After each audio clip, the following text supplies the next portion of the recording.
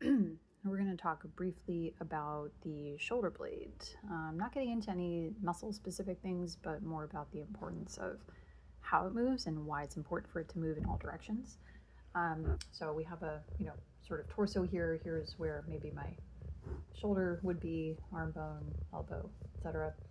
And then we have the shoulder blade that comes across, comes down, and sort of forms this tip at the end. We have this upper tip and this lower inferior tip. And then it attaches sort of a bony joint here, the AC joint, where the collarbone meets the upper edge of the shoulder blade. And then, of course, we would have collarbone come across here. And then there's just a lot of fascial tissue attachments here at this upper medial side, right? So we have things like levator scap, we have some trap, we have a whole bunch of other tissue that comes in. And then, of course, this is where the spine would be, and that comes all the way down. So your shoulder blade sits between your shoulder and your spine, right? And the cool thing about the shoulder blade is that it's omnidirectional, right? It has the potential to move in all of these directions, like literally like so many. It just goes everywhere. It can go everywhere. It should go everywhere. And depending on what your arm is doing, depending on what your ribs are doing, depending on the tissue that surrounds and embeds it, that's going to be influential in how the shoulder blade moves.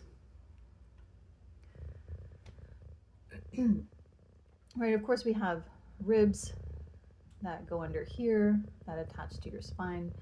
The rib tissue, very important, very influential on the movement of the scapula, right? Because remember, the scapula is embedded in all of this, it's like kind of sandwiched in all of this tissue that runs all above it, around it. It's affixed to tissue on the sides, it's affixed to tissue on this side, it has stuff below it in the ribs. So the more your ribs can expand and move, really, the better all this tissue will glide layer to layer, and it gives the shoulder blade much more freedom of movement and sort of this infinite degrees of freedom. That provides leverage not only for spine stuff, right? Because the spine will be influenced by tissue that is sort of in between all of this. And the spine will influence the shoulder blade movement depending on how well all of this stuff medially interacts, and it contracts and stretches and glides, relative to the layers above and below it. The shoulder blade is super cool because it provides leverage. It provides leverage to be able to move the shoulder, right? That's why it's such an important part of the shoulder joint itself. The shoulder wouldn't be a shoulder without the shoulder blade. So when you raise your arm up overhead, for instance, the shoulder blade has to rotate this way, and it sort of pulls on all of these tissues here immediately within the spine and the medial edge of the shoulder blade. And it contracts through some of these tissues here around the upper ribs. And then it provides some leverage as your arm starts to raise overhead, right? But that's the same with any kind of movement that you do with your shoulder. You have to have some kind of anchor point, and your anchor point that provides leverage for your shoulder head, your humeral bone, to move in the socket really is coming from the shoulder blade. And it's all of its connections, whether they're bony or non-bony attachment. Of course, the collarbone itself will also provide some leverage to be able to pull on the scapula and allow that freedom of movement through the shoulder. And when I say shoulder, I mean glenohumeral joint, right? Your humerus moving in the glenoid socket. You have attachments over here that's influenced by how well these tissues that come from the neck and around the neck are actually moving and allow themselves to stretch and contract. You have this, wonderful action of protraction, right, where the shoulder blade kind of wraps around towards the outer edge of the rib cage and moves forward, and retraction that allows you to move your arm backwards and pull and condense this tissue on the side. And then it has the ability to also tilt forward anteriorly, tilt backwards posteriorly to accommodate like some of this rib stuff here. It really is highly complex joint, and to disregard it as something that, well, if you don't have pain, then you don't have then you have a functional shoulder. I think that disregards the complexity of this area a whole bunch, and doesn't give it its due justice, right? It can, of course, move up into elevation and also down into depression, right? But really, it's like this whole circular sort of spherical motion that wraps around the rib cage and up and down, and this whole 360-degree movement, but it's more dimensional than that, right? So that we can see here that if we have an understanding of how this moves, we can really understand that the shape of the spine itself is pretty influential also in how the shoulder blade can and should move, right? So if we have a normalized thoracic, right, here's your head, here's your neck, normalized thoracic, normalized lumbar extension, right, here's your pelvis, okay, I'm sure that's maybe not totally accurate in its measurements, but it's fine. But as you have this thoracic curvature, you have the shoulder blade that sits on top of that.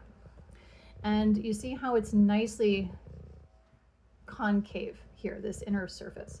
And when we have that concave sitting on a convex surface like your thoracic spine, then your shoulder blade can nicely glide, right, side to side. It can move up and down. It can rotate as it needs to, depending on what else is happening, where the leverage is.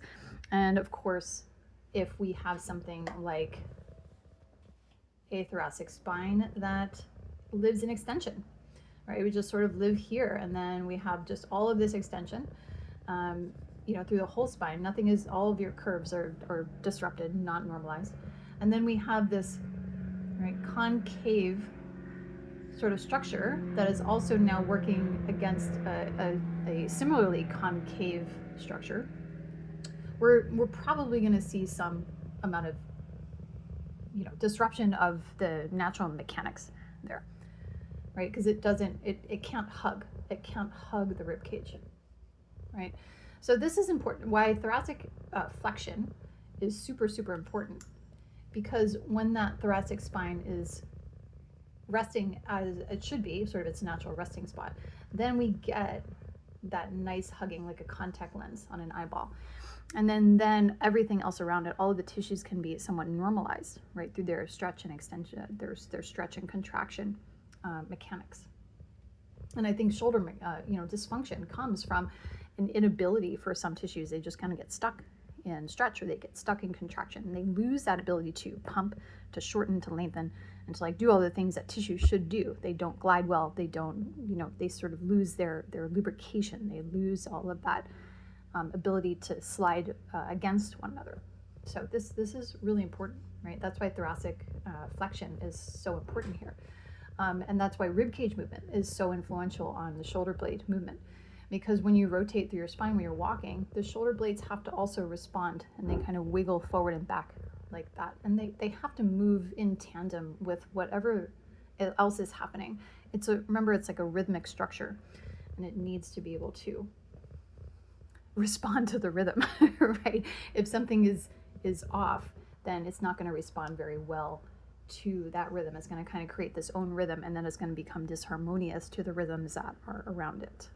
Right, so that's a somewhat lengthened, short, but very basic, very basic, fundamental introduction to shoulder blade. Why that's important. I think we'll start to break down what is actually attached to the shoulder blade, what structures are super important, and what we want to look out for when we're trying to make our shoulder work really well.